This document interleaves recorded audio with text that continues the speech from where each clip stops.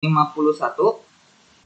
Nah, oke ya. Sekarang kita nomor 51. Nah, di sini ada hubungan sama kovalen ya. Karena membahas tentang kepolaran itu hanya ada di ikatan kovalen, karena ada kovalen polar dan kovalen nonpolar. Nggak ada ion polar dan yang nonpolar ya. Adanya kovalen polar dan kovalen nonpolar. Nah, di sini kita bahas secara teoritis hafalan gitu ya. Oke, jadi di sini ada 5 molekul ya, ada 5 senyawa di mana 5 molekul senyawa di mana ada molekul unsur juga ya ternyata. Oke. Jadi kita cek bahwa mana sih yang memiliki kepolaran terbesar. Tapi sebelum itu kita cek dulu apakah semuanya ternyata polar, apa jangan-jangan ada yang non polar. Oke, kita cek dulu. Yang jelas banget ini bukan. Karena apa? Ini non polar. Alasannya kenapa? Karena kalau misal dari kita ciri-ciri ya, ini kan sebenarnya teori atau seperti ini tuh sebenarnya didapat dari ciri-ciri yang maksudnya dapat dari teori yang berdasarkan dari dalam keadaan aslinya, gitu. Jadi sehingga kalau misalnya nih harusnya begini nih, sehingga dapat disimpulkan seperti ini. Nah, disimpulkannya adalah dalam bentuk tabel seperti ini. F2 karena terdiri dari 2 atom sejenis, ya. Terus tidak mempunyai perbedaan elektronegatifan, maka dia termasuk nonpolar. Nah, atau gimana lebih realnya? Jadi kalau misalnya kita bikin F itu, ya, kalau yang F ini jelas banget ya. Kenapa? Karena yang namanya satu sejenis ini otomatis kalau yang sama-sama positif atau sama-sama negatif misalkan. Kalau yang untuk F2 nggak usah dijelasin karena udah jelas banget. Sama-sama positif atau sama-sama negatif alias tidak punya perbedaan gitu ya, tidak punya perbedaan kayak elektronegatifan karena sama ya. Sama unsur berarti tidak ada perbedaan keelektronegatifan ya. Jadi karena tidak ada perbedaan keelektronegatifan sehingga atau kita bisa bilang bahwa tertarik sama kuat ke seluruh atom. Jadi kalau ibaratkan kita tarik tambang, ini F sama F, ya pasti nariknya sama rata, alias sama kuat gitu ya. Nah, kalau yang sama benar-benar sama unsurnya mungkin nggak begitu sulit ya untuk membedakan mana kenapa polar, kenapa non polar. Nah, untuk NF3, oke, NF3 ini kita cek dulu NF3 terdiri. Nah, untuk NF3 kita nggak tahu ya apakah ini termasuk polar dan non polar karena udah lebih dari 2 atom. Di sini A, B, C juga sama. Otomatis ini kita perlu cek dulu ya. Ceknya gimana? BEF2 dulu untuk BEF2 ya. Kalau kita bikin bahwa BE itu ada termasuk di golongan 2A. Ya, 2A dan ini adalah 7A. 7A. Nah, kemudian kita gambar untuk BE tangannya ada 2. Ya kan?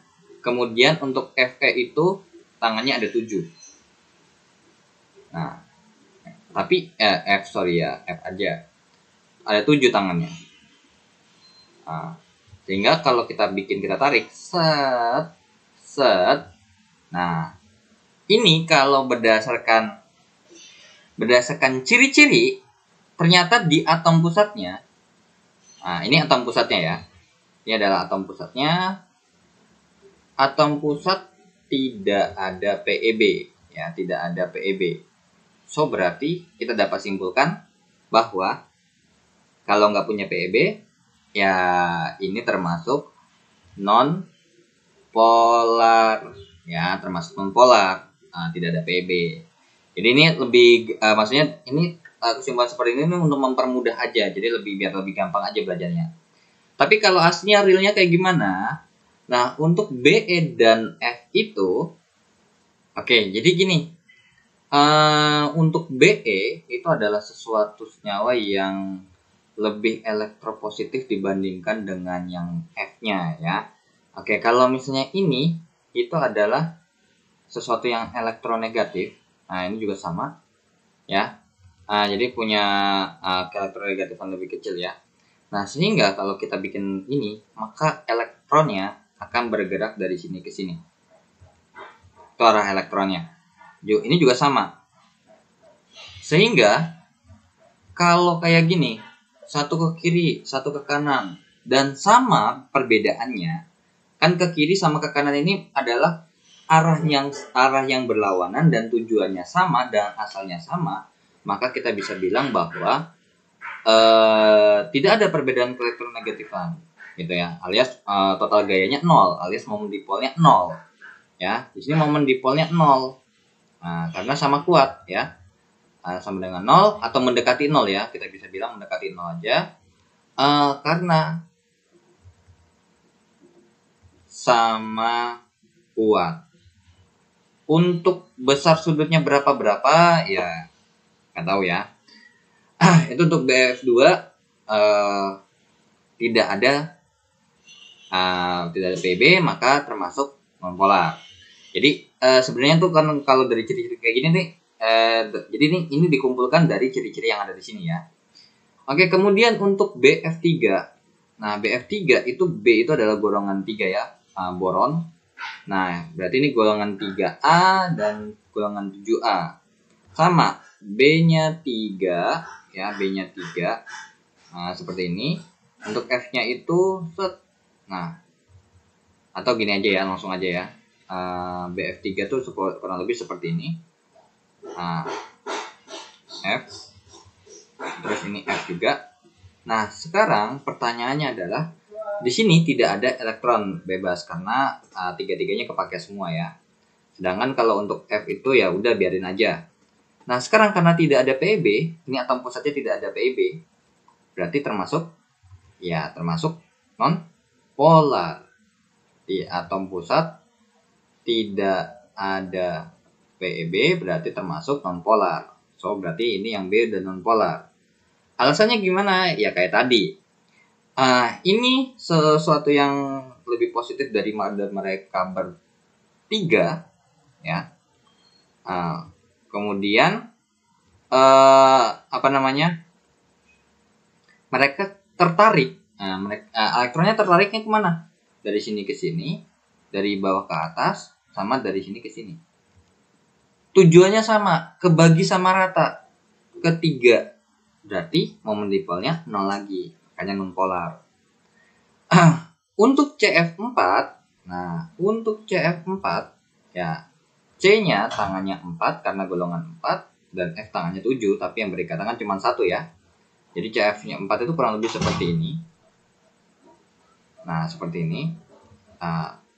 Seperti ini. Oke, berarti tidak ada PB. Di atom pusatnya tidak ada PB. Berarti non polar lagi. Ya udah, 4 ini non polar. Otomatis F3-nya adalah sesuatu yang polar, tapi kita cek dulu. Takutnya emang ternyata jawabannya non polar semua kan. Ini kalau secara teori atom tidak ada PB, ya kan? Karena emang kita lihat tuh nggak ada PB sama sekali. Tapi kalau secara teori, ya ini tadi kita bisa bilang bahwa ini adalah sesuatu yang elektronegatif, ya, sesuatu yang negatif. Ini juga negatif, ini juga sesuatu yang negatif, dan C-nya itu lebih positif. Sehingga elektronnya tertarik ke bawah, ke kiri, ke atas, dan ke kanan. Dan tujuannya sama, asalnya sama, berarti sama kuat.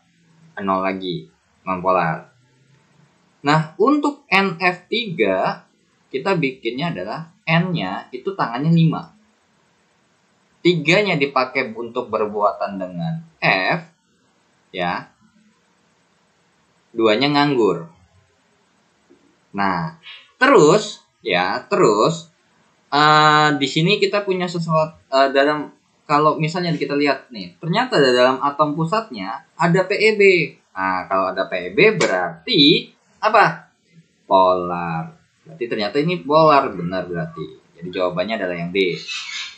Nah, kalau secara distribusi elektronnya gimana? Ya sama kayak tadi. Nah, cuman bedanya adalah ini elektron negatif, ini adalah elektron negatif, ini adalah elektron negatif, ya kan? Kemudian ini adalah sesuatu yang elektropositif, ya, yang sesuatu yang positif. Nah, cuman yang ini, set ini ke bawah, ini ke kanan, ini ke atas. Tapi karena berhubung di sini tidak berikatan, berarti otomatis lebih condong ke kanan. Yang ini nggak ngapa-ngapain, berarti lebih condong ke ke kanan ya. Kalau kita gambar ini ke kanan, lebih ke yang berikatan. Nah, jadi kalau kita bisa bilang bahwa di sini, ternyata ada kumpulan sesuatu yang di sini kan berarti sesuatu yang negatif. Kemudian di sini adalah sesuatu yang positif. Lebih kuatan yang negatif, berarti kalah.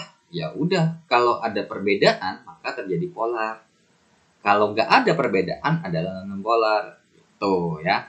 Jadi ternyata pas kita cek, ternyata gambarnya pas bener nggak kalau misalnya di kovalen polar itu ada PEB. Ada, bener kan?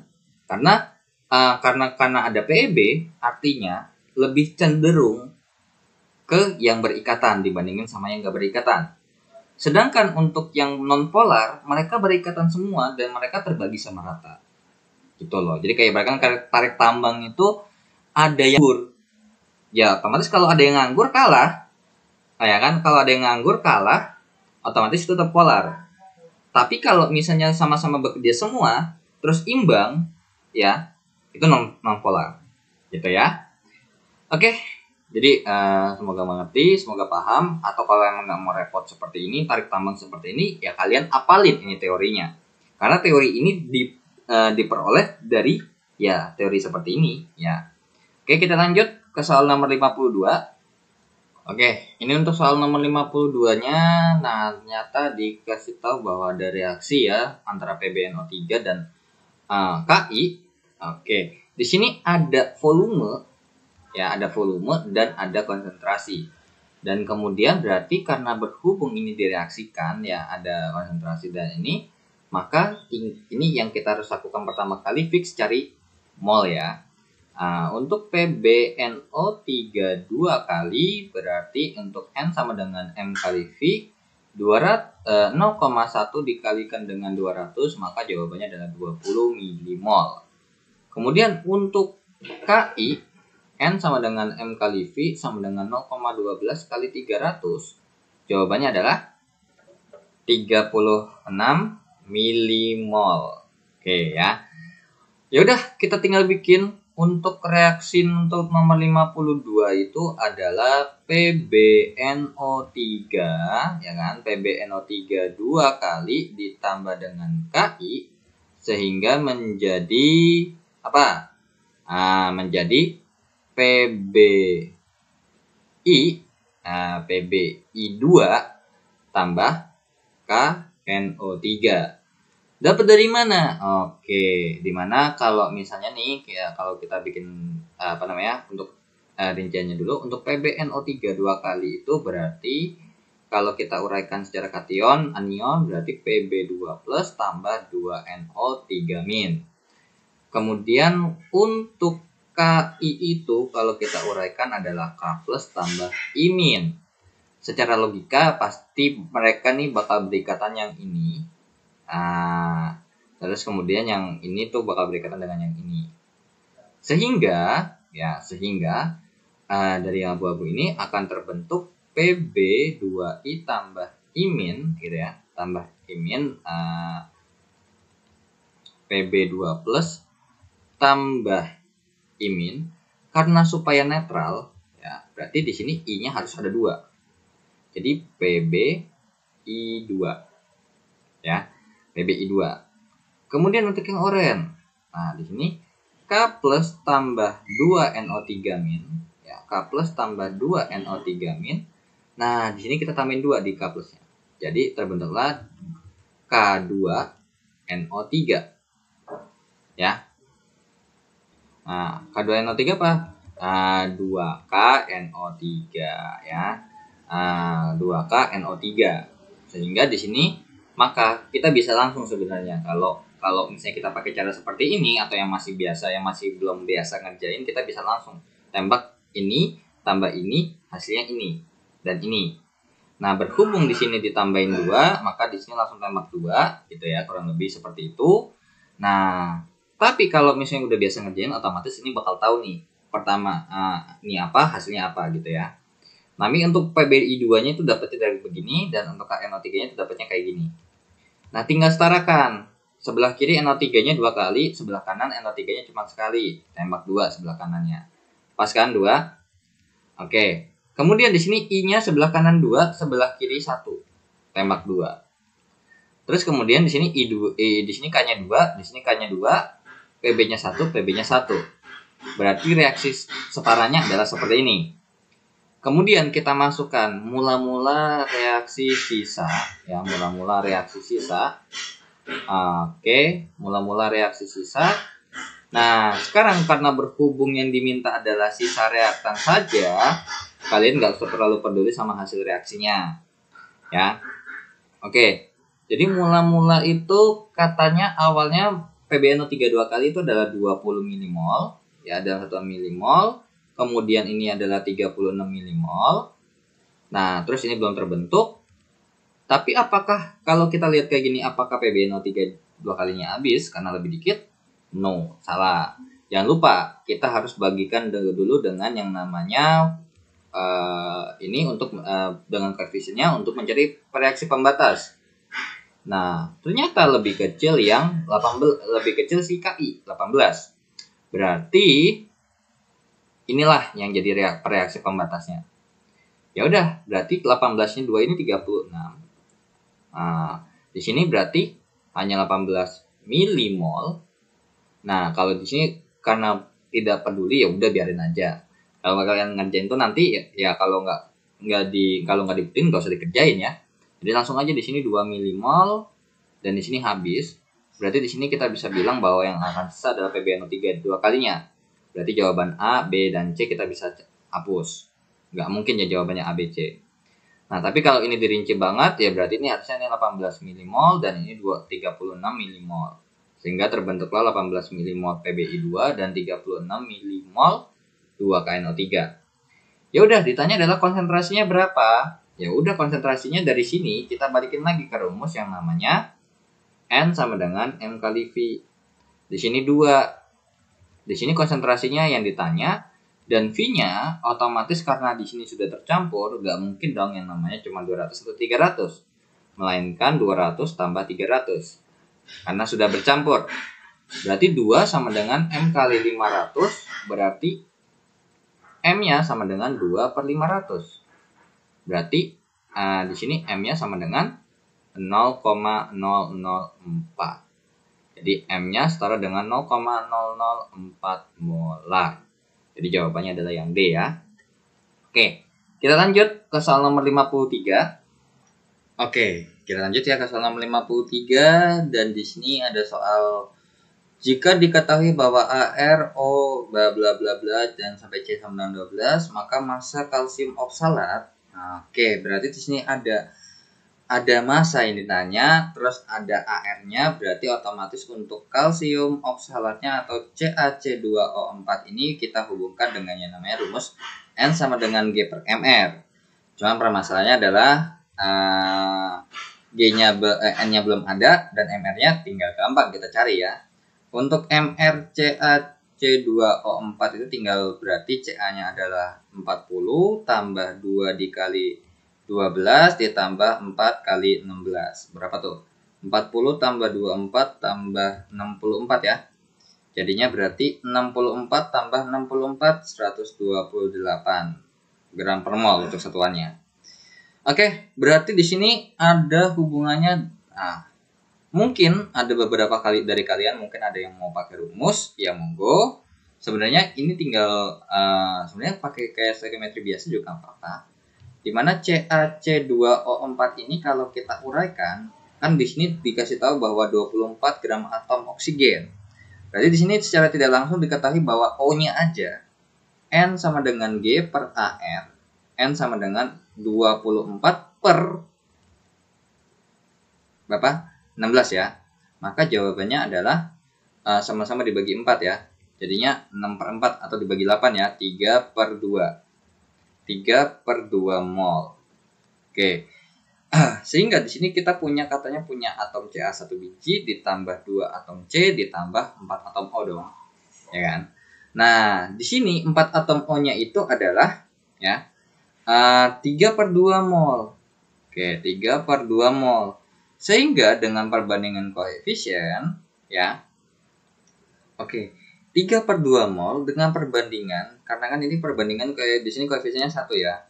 Berarti kalau koefisiennya 4, 3/2 mol, maka kalau koefisiennya 1 berapa?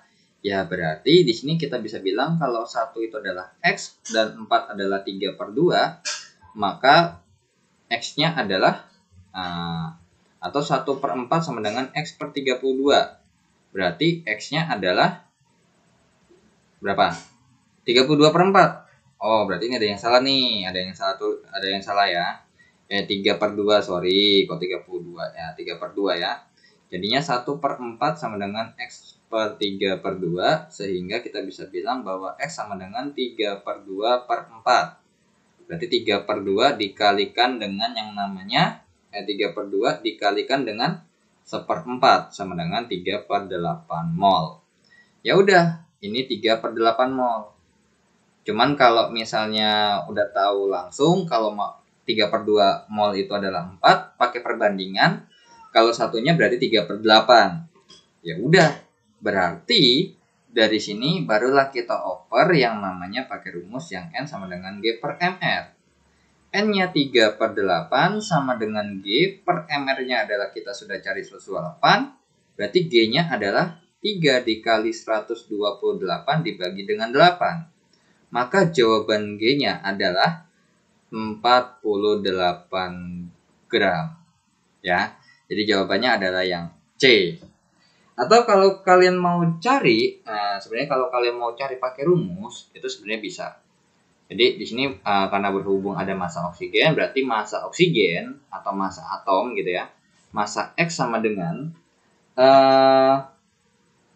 massa X itu atau massa massa X itu adalah jumlah atom X ya.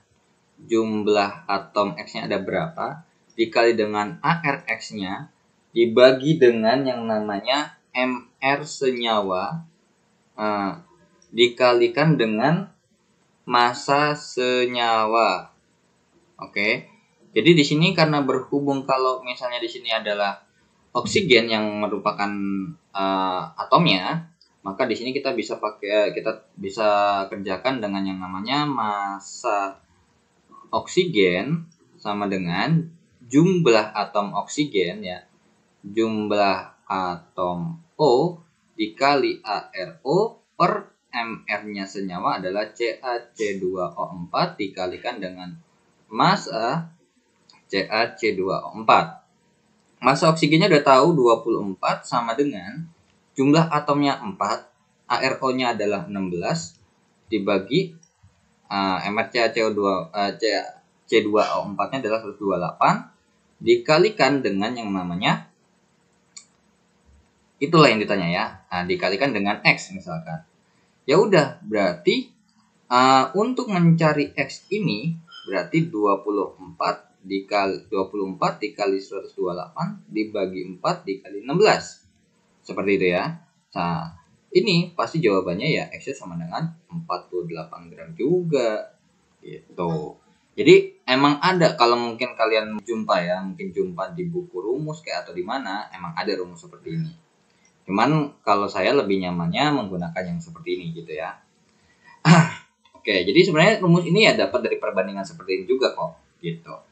Oke, kita lanjut ya ke soal nomor 54. Oke guys, kita lanjut ya. Untuk soal nomor 54, dalam suatu wadah tertutup, dalam suatu wadah tertutup mengatakan bahwa berbentuk bola bervolume. Di sini berarti di sini dikasih tahu bahwa volumenya adalah 2,5 liter. Kemudian ada 2 mol AR dan dimasukkan 2 mol AR, jadi ada 2 mol AR dan 1 mol N2O4. Nah, kemudian kan dipanasin pada sampai saat suhu T gitu ya, sampai saat suhu T ternyata terdem ini apa namanya? Nah, ketika dibakar nih, ya ketika dibakar kan dibakar nih, sehingga berubah nih, menjadi katanya semuanya berubah menjadi untuk mol AR-nya nggak berubah ya.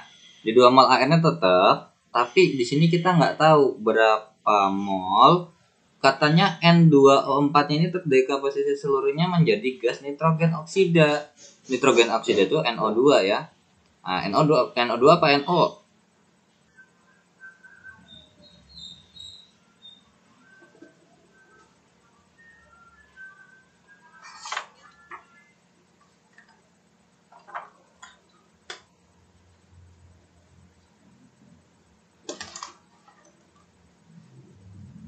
Oh, sorry, nitrogen dioksida ya. Nitrogen dioksida benar NO2.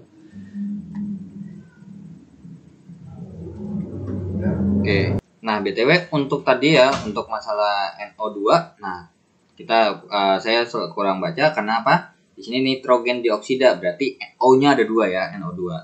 Nah, berarti di sini 4 dibagi 2, ini berarti jawabannya adalah 8/5 RT atau setara dengan 1,6 RT. Berarti jawabannya, oke, berarti emang jawabannya nggak ada ya. P-nya sama dengan 1,6 RT. Tapi kalau kita cek dulu ya, 2 mol AR. Karena AR-nya nggak ada masalah, berarti tidak berubah. Berarti 1 mol N24-nya aja yang berubah. Dari 1 mol menjadi 2 mol NO2. Karena sesuai dengan hukum perbandingan ya. Sesuai dengan perbandingan koefisien. Berarti 1 mol itu 2 mol, maka totalnya di sebelah kanan yang sudah berubah berarti 4 mol, berarti 4/2,5, and then ya 4 bagi 2,5, coba 4 dibagi 2,5 adalah 8/5, 1,6 ya.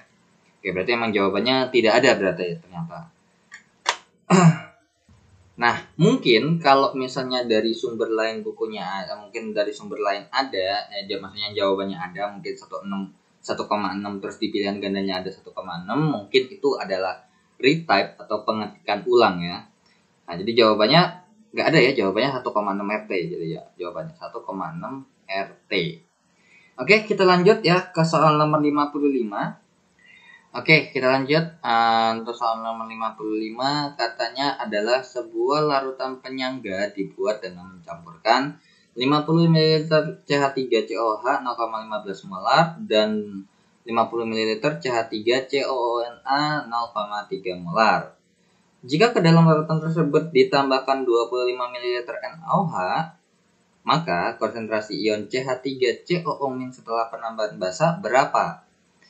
Oke, di sini karena ada penambahan basa, maka basanya ini atau NaOH-nya ini akan bereaksi dengan yang namanya CH3COOH ya.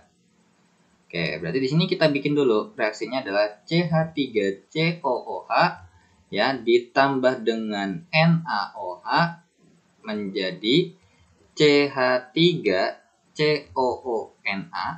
Oke, CH3COONA ditambah H2O. Gitu.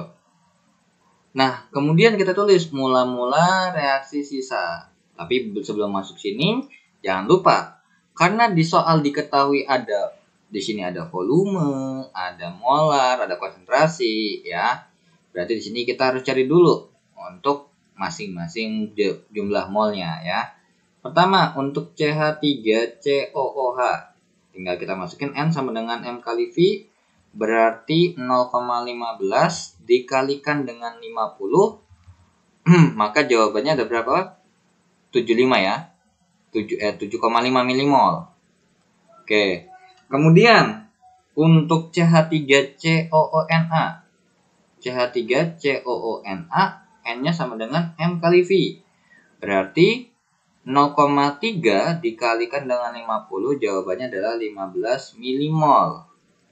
Kemudian untuk NaOH-nya adalah N sama dengan N kali V sama dengan 0,1 dikali 25. Jawabannya adalah 2,5 milimol. Nah, sekarang jadi katanya di awal itu berarti ternyata di awal itu udah ada CH3COONA ya. Berarti di sini yang kita masukkan adalah di sini adalah 7,5 milimol. Terus kemudian di sini dimasukin adalah 2,5 milimol. Di sini CH3CONA-nya sudah ada di awal sebesar 15 milimol. Jadi itu kasusnya seperti ini maksudnya. Jadi pertama tuh saya masukin CH3COOH terus CH3COONA. Kemudian ya, kemudian dimasukkanlah NaOH. Berarti di sini bakal ada isinya nambah dong, ya kan? Bakal nambah, yaitu adalah ada CH3COOH, kemudian NaOH, kemudian CH3COONA. Berarti sebelum penambahan si basa, CH3CONA-nya udah ada duluan. Nah, sekarang yang bereaksi apakah NaOH yang habis? Nah, pasti betul. Karena apa? Koefisiennya sama. Oke, ini 7,5 bagi 1. Ini 7,5. Berarti di sini bereaksinya adalah 2,5 milimol. Kemudian ini 2,5 milimol. Kemudian ini 2,5 milimol. Ini 2,5 milimol. Nah, untuk akhirnya kan belum ada ya awalnya ya. Nah, oke. Berarti kalau kita hitung, berarti ini adalah sisanya 5 milimol untuk CH3COOH-nya. Ini adalah habis, berarti NaOH-nya habis. Kemudian ini terbentuk 17,5 milimol. Dan ini adalah 2,5 milimol. Jadi setelah kita reaksikan nih, kan si CH3COOH sama NaOH-nya ini bereaksi. Dan CH3COOH-nya masih ada, ya karena emang gak bereaksi apa-apa, terbentuklah, atau sisanya cuman ada CH3COOH, CH3COONA ditambah dengan air. Jadi kurang lebih siklusnya seperti ini. Makanya kenapa di sini udah ada. Nah, oke, berarti yang kita butuhkan adalah ion si CH3COO-nya saja. Nah, CH3COO-nya itu didapat dari mana? Ya, konsentrasi ion CH3COO-nya itu, nah, didapat dari yang sini nih. Dapat dari sini nih. Oke, dari sini kita bentuk dulu CH3COONA itu akan terurai menjadi CH3COO- ditambah Na+. Kenapa kita pakai yang ini? Kenapa nggak yang ini pakai juga? Karena kalau kita pakai yang ini itu bukan ion CH3COO-, karena di sini kalau ini non logam ya. Kalau ini kan aslinya berarti ini non logam. Atau kita bisa bilang ini adalah non logam ya. Ini non logam, ini adalah logam. Berarti terbentuk ikatan ion. Jadi yang kita ambil adalah dari sini. Sedangkan kalau ini sama-sama non logam semua, makanya kita nggak bisa pakai. Ya udah, dari sini kita bisa dapat ini katanya 17,5 mol ya, 17,5 milimol. Berarti di sini juga 17,5 milimol sesuai dengan perbandingan koefisiennya. Nah, sekarang ditanya konsentrasinya. Ya udah, dari sini kita balikan lagi ke rumus mana? Ke rumus N sama dengan M kali V. Nah, N-nya 17,5.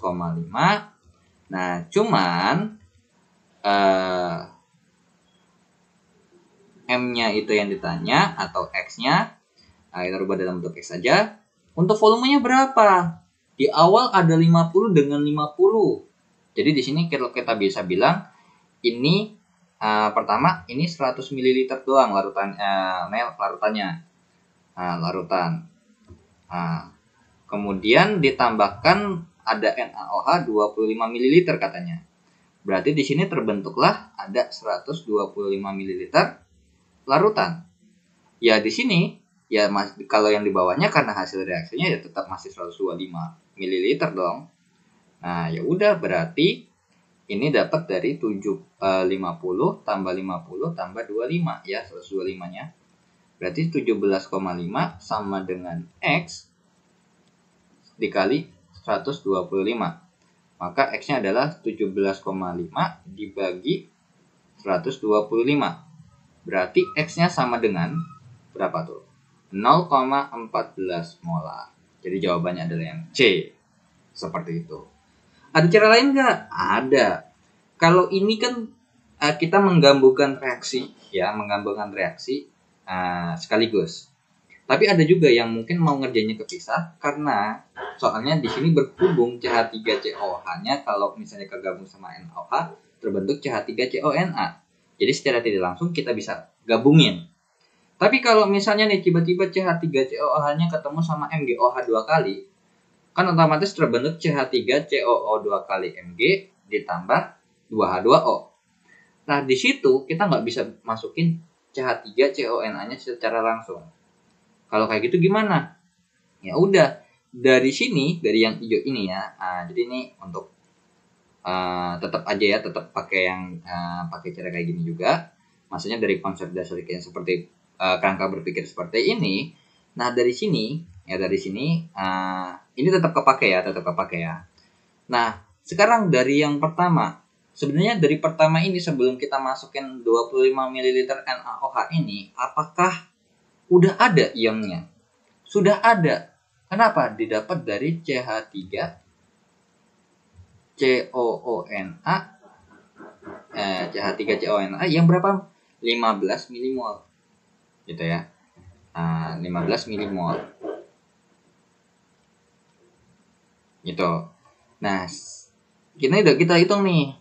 Nah, akhirnya ketika bereaksi terbentuklah seperti ini. Dari sini kita bisa dapat lagi konsentrasi ion CH3COO-nya dapat dari mana? Dari yang CH3CONa-nya. Berapa milimol? Ternyata ketemu jawabannya adalah 2 milimol. Ya, 2,5 milimol. Karena ini 2,5 milimol. Barulah dari sini sama ini gabung gitu. Jadi kalau misalnya proses kerjanya, kalau misalnya tiba-tiba ini digabung sama MgOH 2 kali, maka CH3COONa yang di atas sama CH3COO 2 kali Mg gitu. Ya udah, yang dibutuhkan adalah CH3COO-nya aja. Nah, kalau di sini kan kalau untuk yang di hijau yang atas ini kan CH3COONa-nya terurai menjadi CH3COO- tambah Na+. Jadi harus uraikan dulu ya. Berarti di sini 15 milimol, di sini 15 milimol. Oke. Nah, kalau yang di bawah misalkan CH3COO 2 kali Mg, ya udah berarti masih diuraikan juga. Makanya kenapa ini harus diwajibkan diuraikan. Kan, tapi karena berhubung sama sebenarnya nggak usah. CH3COO- ditambah Na+, di sini 2,5 milimol ya. Ini 2,5 milimol. Sehingga yang dari sini kita tinggal apa? Ini kita gabungkan dengan yang ada di sini. Jadi totalnya CH3COO-nya ada 17,5 milimol, barulah kita masukin ke rumus N sama dengan M kali V. 17,5 sama dengan X dikalikan dengan yang namanya berapa tuh? Totalnya 125. Karena kan udah digabung ya. Nah, berarti X-nya sama dengan ya jawabannya pasti sama aja 0,14 molar. Jadi gitu kalau misalnya seketika kalau misalnya soalnya nggak bisa digabung ya. Kalau nggak digabung ya proses kerjanya bisa kayak gini. Gitu ya. Oke, kita lanjut ya ke soal 56.